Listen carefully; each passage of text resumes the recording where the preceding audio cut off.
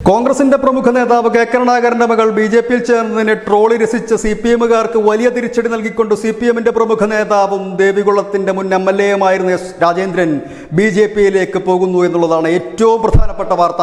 രാജേന്ദ്രൻ സമ്മതിക്കുകയും ചെയ്തിരിക്കുന്നു. ബി.ജെ.പിയുടെ ദേശീയ നേതാക്കളുമായി താൻ സംസാരിച്ചു കഴിഞ്ഞു, PK കൃഷ്ണദാസ് ഉള്ളവരുമായി താൻ സംസാരിച്ചു കഴിഞ്ഞു എന്ന് എസ് രാജേന്ദ്രൻ സമ്മതിച്ചു കഴിഞ്ഞിരിക്കുന്നു. എന്നാൽ ഔദ്യോഗികപരമായിട്ടുള്ള അറിയിപ്പുകളൊന്നും വന്നിട്ടില്ല.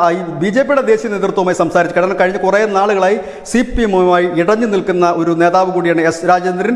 ദേവികുളം പിടിക്കുവാൻ CPM നിയോഗിച്ച നേതാവായിരുന്നു. ദേവികുളം പിടിക്കുകയും ചെയ്തു. അവിടെ MLA ആയി ദീർഘകാലം പ്രവർത്തിക്കുകയും ചെയ്തൊരു നേതാവാണ്. ദേവികുളം എന്ന് പറഞ്ഞാൽ അതൊരു റിസർവേഷൻ സീറ്റ് തന്നെയാണ്. അവിടെ നിന്നാണ് CPM-ന്റെ തന്നെ പ്രമുഖ നേതാവ് ബി.ജെ.പിയിലേക്ക് എത്തുന്നു എന്നുള്ളത് ചെറിയ കാര്യമല്ല. അവിടെ കഴിഞ്ഞ കുറേ നാളായി ഈ എസ് രാജേന്ദ്രനും CPM-ന്റെ ജില്ലാ നേതൃത്വവുമായി കടുത്ത പോരിലേക്കായിരുന്നു. കയ്യാങ്കളുടെ വക്കത്തെത്തിയ അനവധി സംഭവങ്ങളുമുണ്ട്. ഏതായാലും ഇപ്പോൾ ഇന്ന് പുലർച്ചെ വരെ അർമാദിച്ചിരുന്ന CPM-കാർക്ക് നെറുകന്തലയിൽ കിട്ടിയ അടിയായി മാറുകയാണ് CPM-ന്റെ പ്രമുഖ നേതാവ് എസ് രാജേന്ദ്രൻ. കാവി കൂടാരത്തിലേക്ക് പോകുന്നു. കാവി പുതച്ച് BJP ആകുന്നു. News desk news India Malayalam.